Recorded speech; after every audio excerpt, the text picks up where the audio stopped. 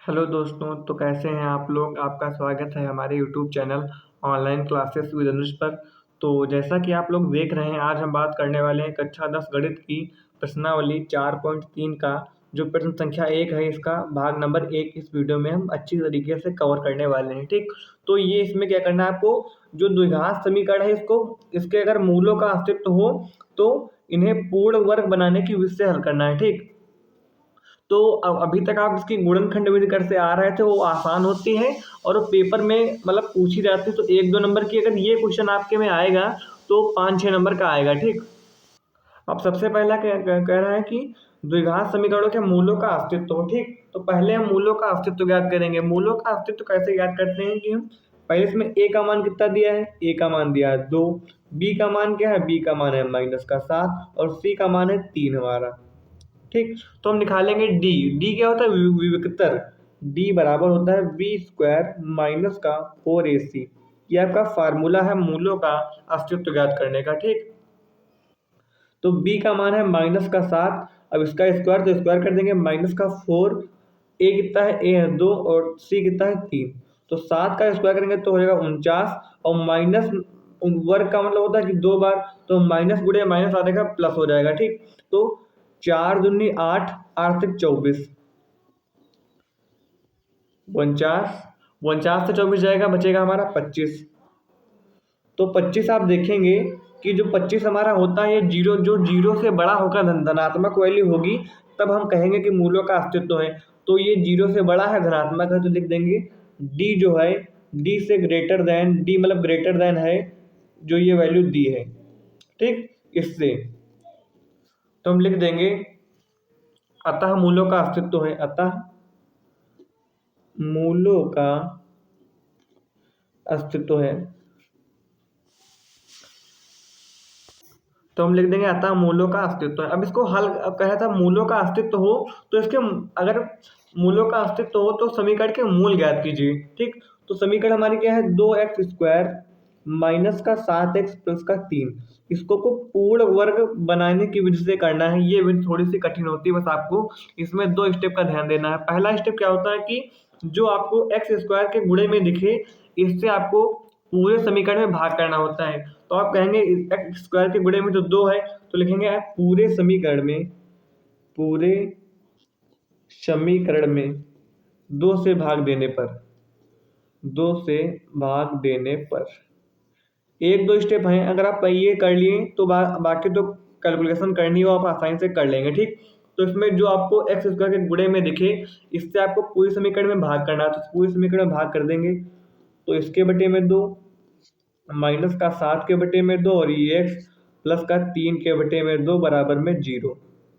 ठीक, तो 2 से 2 कैंसिल हो जाएगा, बचेगा हमारा एक्स स्क्वायर माइनस का 7/2x। ठीक, तो ये हो जाएगा। आपको करना क्या होता है, इसमें आपको b की वैल्यू कितनी थी, अब आपको देखना है कि इसमें b का मान क्या है। b का मान है -7/2। आपको चिन्ह से कोई मतलब नहीं, आप केवल 7/2 भी कह सकते हैं। ठीक, तो 7/2 आपको करना क्या होता है कि जो 7/2 है, मतलब जो आपको b वाला पद हो उसमें आपको 2 से भाग करना होता है। तो 2 से भाग करेंगे तो यानी कि 1/2, तो 7/4 हो जाएगा। अब आपको इसी का वर्ग मतलब धनात्मक वर्ग जोड़ना है।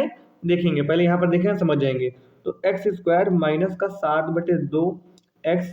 अब यहाँ पर 7/4 का एक बार प्लस में वर्ग कर देंगे, एक बार माइनस में इसलिए किया है क्योंकि जो समीकरण है ये बैलेंस रहे।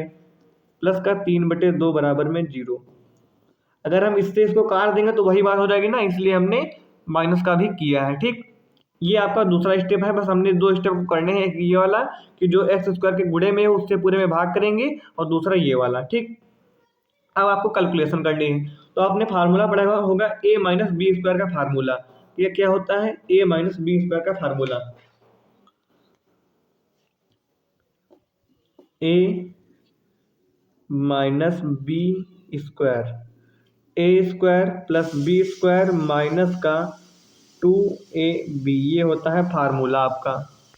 अगर आप देखेंगे तो यहाँ पर यही चीज इतने को आप लिख सकते हैं x माइनस 7/4 का होल ऑफ स्क्वायर। कैसे लिख सकते हैं आप इसको जब देखेंगे समझ जाएंगे। हम इसको ऐसे लिखने के लिए कह रहे हैं, तो अगर आप इसका फार्मूला खोलेंगे तो a का मतलब होगा एक्स स्क्वायर प्लस का b है 7/4, तो 7/4 का whole of square minus 2ab। a का मान कितना है x और b का मान है 7/4।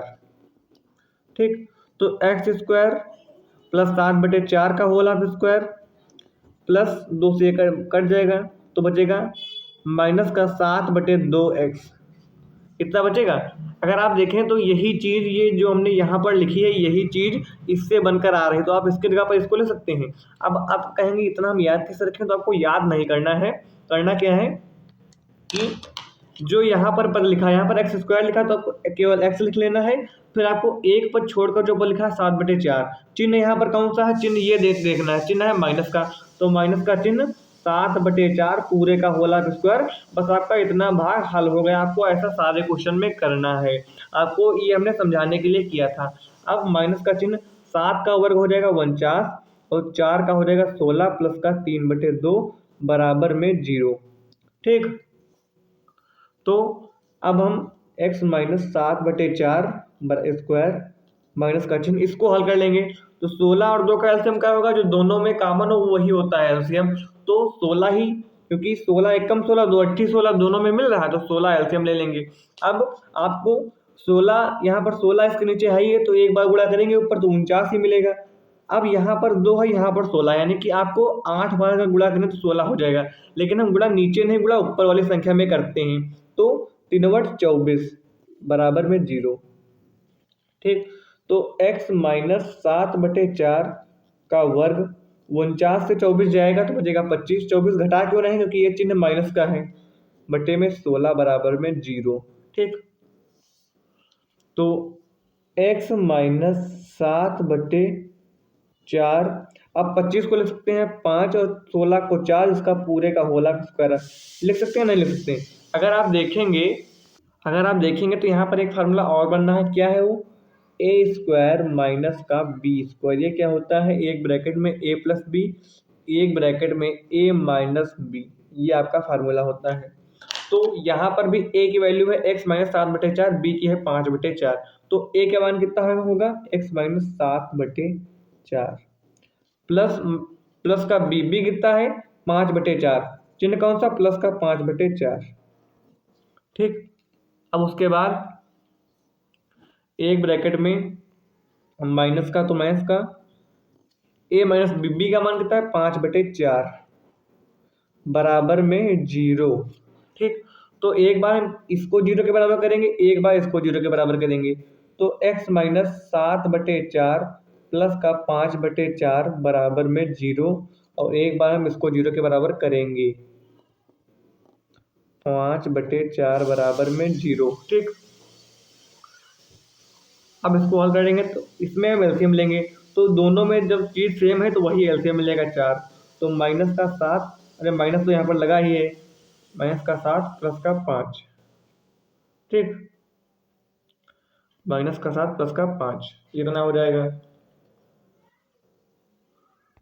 अब हम इसको हल करेंगे तो ये बराबर में 0 इसकी, तो 4 एलसीएम। ठीक, तो यहाँ पर भी माइनस का 7 माइनस का 5 बराबर में 0। अब आप इसको बराबर के उधर भेज देंगे, तो 7 5 12 बटे में 4, ये माइनस का था तो प्लस का हो गया, और ये 7 से 5 जाएगा, बचेगा 2 2/4। ठीक, तो क्या हो जाएगा कि 4 तिहाई 12 और 2 1/2, यानी कि x आपको दो मूल मिलेंगे। दो मूल कौन कौन से, एक आपको तो मिला है x का मान 3, एक मिला है 1/2, यही आपके दो मूल हो जाएंगे। ठीक, तो यही आपका आंसर हो जाएगा। तो आशा करता हूँ आपको क्वेश्चन समझ में आया होगा। अगर वीडियो अच्छी लगी हो तो चैनल को सब्सक्राइब कर दीजिएगा, जिससे आगे आने वाली वीडियो आपको हम आसान तरीके से बताते रहें, और वीडियो को लाइक कर दीजिएगा। Okay, thank you friends.